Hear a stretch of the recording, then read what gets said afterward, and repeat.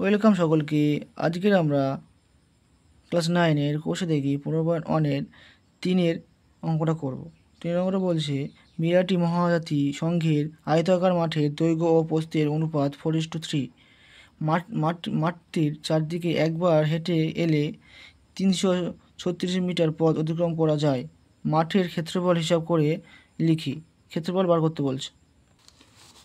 দেখো অঙ্কটা প্রথমে দিয়ে দিয়েছে যে আয়তাকার মাঠের দৈর্ঘ্য ও প্রস্থের অনুপাত 4:3।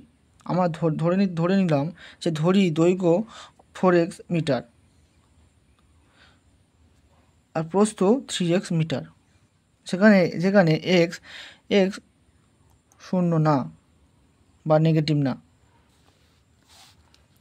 এবং দেখো পরিধি আমার বলেছে যে একটা বলছে একটা পথ মানে মাঠ, এটাকে ধরি। দেখো একটা মাঠ বলছে চারদিকে, মানে এখান থেকে শুরু করে যদি করে চারদিকে পার হয়ে আবার সে এখানে আবার পৌঁছালো, সে কত মিটার পথ অতিক্রম করলো? 336 মিটার, 336 মিটার ফর মিটার, 36 মিটার পথ অতিক্রম করেছে।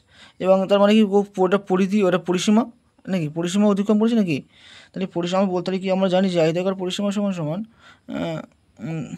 বলেছি পরিসীমা সমান 2 ইন্টু দৈর্ঘ্য প্লাস প্রস্থ হয়, হ্যাঁ কি না?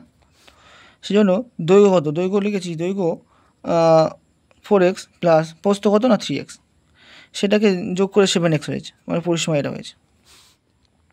তারপরে কি শর্ত অনুসারে লিখেছি, শর্ত অনুসারে কি এই পরিধি সমস্যা একটা মান দিয়ে দিয়েছে ওরা, পরিসীমা সমস্যা একটা মান ওরা দিয়ে দিয়েছে, আর আমরা একটা বার করেছিলাম সেটা, তাহলে দুটো ইকুয়াল করে দিতে হবে।